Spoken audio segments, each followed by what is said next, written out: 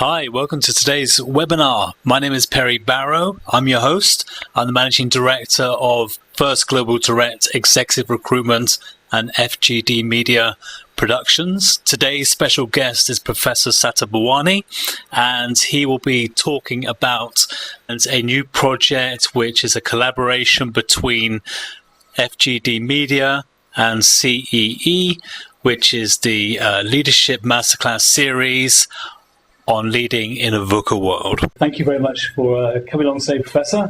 Always an honour to meet up with you and discuss what's happening in the world of CEE and the masterclasses and your trainings with your clients. So, but I thought today there may be people out there who don't necessarily know everything about who you are. Yes. I can't imagine those people, of course, but if you could give an overview of you and your background and who you are. Your organisation? My role right now as the CEO of Center for Executive Education, CEE, we represent the Executive Development Associate in the US, which has been around since 1982, focusing on leadership development, leadership assessment, and talent management and executive coaching solution. So that's what I've been doing. Prior to establishing CE in 2011, I was the managing director of Drake Beam Maureen, or better known as DBM, and head of executive coaching practice in Asia Pacific. And prior to that, I was with Mercer, Forum Corporation, and of course, Hay Group.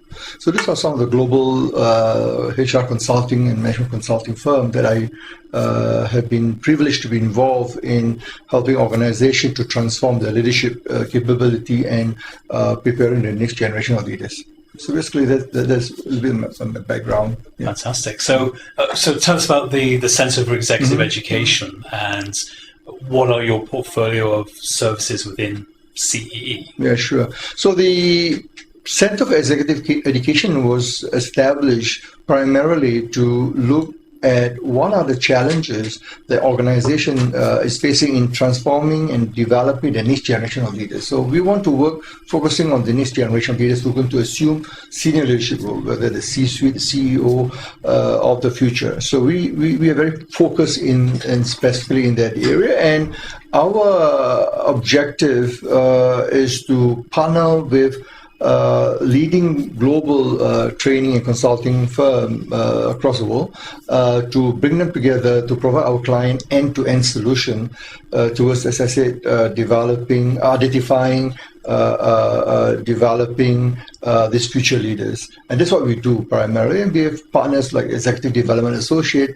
Action Management Associate in the US, which are focused on critical thinking, which is very important for the next generation of the VUCA world, operating in the VUCA world. And of course, we have organizations like Sandbox Asia Pacific, which does blended learning or e-learning. It's a global training firm, and many others consulting firms. So we come together, provide an end-to-end solution to help our client to be able to have a holistic solution to develop, to identify, and then to develop and to ensure sustained success for the leader. And through our leadership development solution, and of course in terms of our executive assessment. So those are the in a nutshell. Yeah.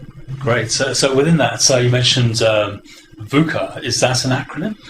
Well, VUCA, interestingly, VUCA stands for, of course, volatility, uncertainty, complexity, and ambiguity, the acronym VUCA. It started actually in the US War College in the 80s, is to prepare the leaders after the Cold War, after the post-Cold War. How do you then get leaders in the US? They're concerned about getting the military leaders to be prepared for the unknown and those challenges that the military face across the world. Of course, since then, the concept has been applied in business, and it's quite relevant because it's talking about the current challenge that we are facing is exactly what we call the VUCA centric, because volatility, looking at what is happening with the commodity, the oil prices, looking at the V's for volatility, U for uncertainty. You're looking at what's happening with the Brexit, with the sudden, British exiting from the European Union, the common market, what it means is that there's a lot of change of policy as it's going through right now. And of course, the election of Donald Trump as the US president, that again creates a lot of uncertainty because, as you know, he has signed an executive order to remove US out of the TPP, which is the critical economic grouping in Asia involving the US and some other countries in the world, which has impacted a lot of countries, including Singapore, Malaysia, and others in Asia. So that's the uncertainty. So because of this new government, new policy, the isolationist policy of some of this government.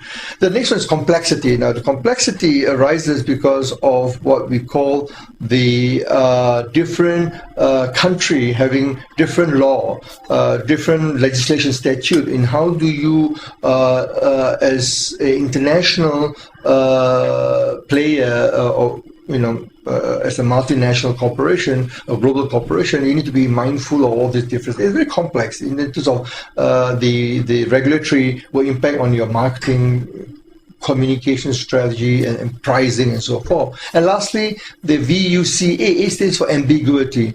Ambiguity, when you are deciding to go into a new market, is unknown, or you go into new industry. For example, when you look at budget airline, when you look at the full-fledged airline, Singapore Airlines moving into the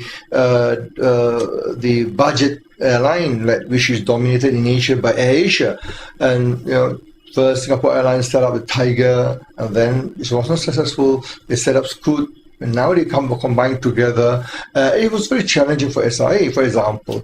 The other thing about the ambiguity is also because of the multi-generational perspective. You have now the baby boomer, the traditionalist has retired, the baby boomer slowly retiring in the next 5 to 10 years, and you have the Gen X and Gen Y in senior leadership position. So there's a lot of ambiguity in this. What does it make? What is it going to impact organization? A lot of ambiguity in terms of policy. You need to be able to adapt and change certain policy to adapt to this new generation of employees, and those include to be in leadership position. So organizations have to adapt and change and be agile and to respond to this VUCA world, the new normal that, as I said, is going to impact the way we operate. So VUCA is here to stay. We have to accept it, and it's going to get more intense, more tough for businesses in the future. Absolutely. That captures it very, very well in terms of the modern way of having to deal with working situations and climates. VUCA certainly seems to capture that very, very, very well. So moving on from that, that's obviously a concept that CE and your masterclasses generally get across. So your latest project, the Leadership Masterclass online courses, what's that about? Where's that come from? And where are we going with this? Yeah. So when we go to market, I mean, part of the EDA, our partner in the US, Executive Development Associate, embark on every 2 years research look at trend. What are some of the skills, competencies the organization need to be able to develop their leaders to be able to effectively lead the organization. So in the last year research in 2016, we were looking at VUCA and how does it impact organization ability? Are people ready for the VUCA world? So what we have found that there are specific competency that leaders need to demonstrate: critical thinking, cognitive readiness, emotional intelligence, ability to have learning agility, mental agility, and so for many other skills. So what we have listened to the market, we go to the market, we ask our client, how does this relate to your organization? Is this relevant? How are you going to be able to prepare this leader to face those challenges? So we listen to the market.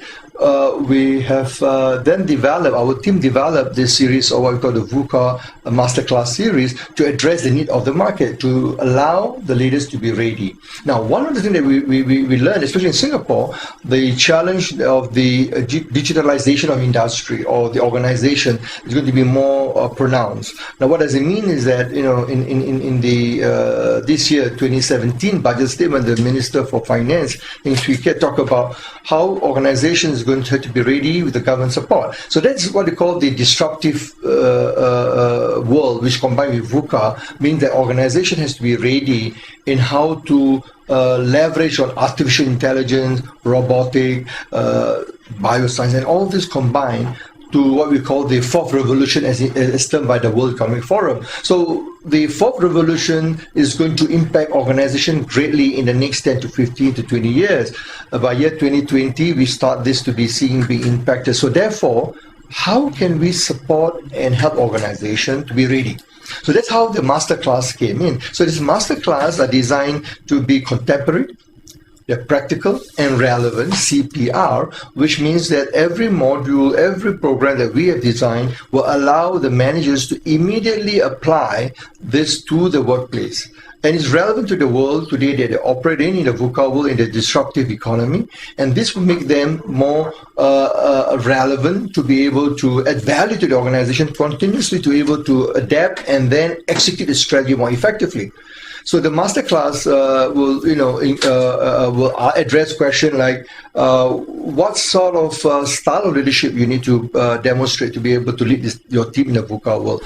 What are the various sustainable tactical and strategic options that you have in terms of putting in place some of this initiative to help your organization to remain relevant. And also it's about what sort of relationship do you need to develop with your partners, with your stakeholders and so forth. So there's a lot of things that we are addressing in this masterclass with the objective to ensure the readiness of the leaders to be able to lead organizations for success in the VUCA world, operating in the disruptive economy within the VUCA world. Yeah. Wonderful. Yeah. Okay, so that's a great overview. So I think what the viewers would probably be delighted to see is maybe some samples. Yeah. So the following video is an extract from Leading in the VUCA World Leadership Masterclass virtual courses, and this section is about employee engagement. Any organization, when you do survey, employee satisfaction survey, and satisfied employees may not necessarily, it's not the same, because yes, we know employees who are satisfied, they behave in a very positive manner. They tend to they tend to result in low absenteeism, low turnover, and also in American companies, or sometimes in many organizations you find today, there will be low substance abuse, for example. So the satisfied employee. So that's how they behave. But if you look at an engaged employee, they not necessarily behave in the same way. Engaged employees are satisfied too. So they are satisfied employees, but they do beyond that. They are persistent at a very difficult task. In other words, they do not give up easily. They're resilient. They make sure they continuously look at how can they develop their own skills and ability to transform themselves and also at the same time to help the organization to succeed. Next is that they are more prone to helping others, support others. As I said, the part of this, what we call organizational citizenship. They want to help the others in the organization. They are very proactive. They take initiative to solve problems. They go beyond expectations, what is expected from them in their role, and so forth. There are many aspects. So if you look at engaged employee, they are also satisfied employee, but they demonstrate the behavior, not only of satisfaction behavior, but of the engagement behavior. So it's very important to understand, to distinctively look at engagement, employee engagement and employee satisfaction. So all engaged employees are satisfied. So employee satisfaction survey may not necessarily look at the same issues as employee engagement. Therefore, when you do your employee engagement survey, make sure look at employee satisfaction survey. Make sure you cover the same the areas that is important in employee engagement. And the question that you are putting in place when you ask those questions for the employee, Make sure they address the right set of questions to uncover the current state of employee engagement in the organization. Do they say, do they stay, and do they strive? The 3S. Say, do they say positively about organization? Do they strive? Do they stay in the organization, the talent retention? And of course, do they strive to do the extra, this discretionary effort? Yeah, so I think from the video you can see that I'm sure the participants can see the importance of the three, especially CPR, is very contemporary. Look at the content of the video, of the modules that we just shown you, as very contemporary to help the leaders to be able to develop their skills operating in the VUCA world. It's very practical because some of the tools that you can see that we will share, and also we go into more in depth during the masterclass, the virtual masterclass, on specific tools that we're going to offer as part of the package, best practice guide, templates and so forth. And the last one is relevant to you as a leader within the VUCA world. So CPR. Now, what is important is now, after viewing the video, you can see that we encourage you to adopt what we call an experiential action-based learning approach. Now, what does it mean? It means that every single module, to ensure your return on investment, we will encourage you to have a dialogue with your line manager. Talk about what you have learned. There will be an action plan. So every single module will come with an action plan, which we call the blueprint for leadership success. Now, what does it mean is that this will allow you to formulate a one-page action plan where you can then put in place within your organization, within your department, within your business unit, and to get the support from your sponsor, your boss. And this would, we will encourage you to have a regular dialogue within 6 to 8 weeks with your boss. What support do you need? What resources do you need? Who else can help you to make this happen? Because at the end of the day, attending the session is only one part of it, is to apply and adapt and to put in place in the workplace and to have more meaningful conversation with your boss and help your boss to coach you and guide you, and also to apply the concept being taught to help your team, guide your team and coach your team as well. So this would be the return on investment I think most participants will find useful and meaningful, and we hope that everyone would adopt that action-based learning approach, workplace learning approach that I just described. So you may recommend then each one of these programs has an action-based program at the end of it. That's right, yeah. To create the plan, then go back to the line manager, they can discuss, they can develop it over a number of weeks, way beyond the actual learning. Right. Maybe after several weeks, they can go back, they can review the materials and the videos again and see how they've developed up to that particular point and make adjustments and continue to develop their plan over the medium to maybe longer term. Correct. To go from being a good manager to a great manager, to drive an organization from being good to great. Exactly. You put it very nicely, Perry. I think they sum up very nicely. We actually, every single module that our participant registered we will offer as a bonus this module 10, which is the developing your leadership blueprint. So that will come with every module. So that means it's a value add. So we will provide that, irrespective whether you buy all the 10 modules or you buy every single module, each module, we will provide that. That will allow you to formulate. And with that, of course, there are a lot of resources that come with it that you can apply and share with your team, with your organization, as you start implementing the action plan. And of course, you can access to us. We also encourage the participant to engage with me and my team on social media, on the CEE, LinkedIn, Facebook, our Twitter account, on our Google Plus, and many other social media, because that is very important to have the regular dialogue with us, and we encourage that as part of the ongoing development. Wonderful. So fantastic. So I guess as a thank you to our listeners and viewers watching this, we'll just give you one more taster of the course. The course is made up of, I think it's 60 videos, 65 articles, white papers, PDFs, whatever. So this section is a extracts from Leading in the VUCA World Leadership Masterclass virtual courses, and this extract is about cognitive readiness.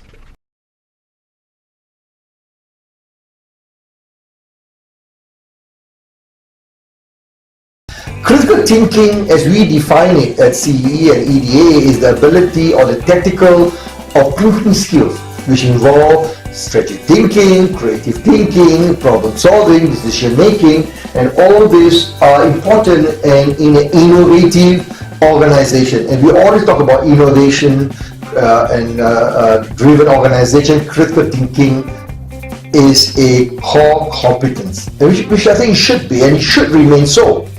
But today we're talking about the VUCA world. It's different. How do you go beyond critical thinking by having what we call the cognitive readiness skill?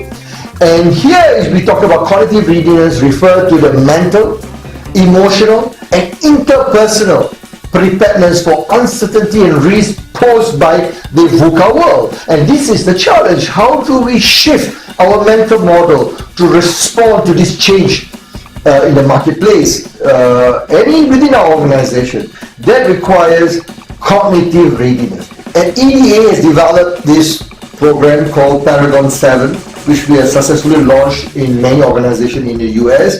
And the Paragon 7 is based on EDA research about as I said, leading the VUCA world, prepare for the future. And it looks at how to develop a leader's cognitive readiness skill so that they can thrive in today's volatile, uncertain, complex, and ambiguous business environment, or even the government sector, especially with today the threat of terrorists, with unknown fear of the unknown in terms of the threat posed by ISIS and other terrorist organizations. How can organizations get their act together in order to be prepared and respond? Not only government, but also organization in terms of their business continuity planning and sustainability to ensure the business will continue in the event of a terrorist threat, terrorist strike. And this is where we need leaders who will be able to think differently and to develop this set of cognitive readiness to be ready for the challenge in the VUCA world. Thank you very much for your time. Sure. I look forward, I think, after this, to the questions, the participation from the audience, and continue to engage us. Send us a question online, and I will look forward to engaging you and responding to those questions. Absolutely, and you would have seen there's a QR code within some aspects of the video presentation you've watched. If you scan that, will take you to a landing page to collect various links to the materials that we've discussed today. Yeah, and for those who are participating in the webinar, we will get back to you, and maybe we will discuss in terms of what is it that you need, and for future session, let us know. And as a token of appreciation for participating in this webinar, we will get back to you, and we will give you a surprise in terms of a gift for you to show our appreciation to you for participating in this webinar. Yeah, so now you've got no excuses. Get on that link straight away. Thank you very much, Professor. Thank you very much. Thank you, Perry. Thank you. Okay.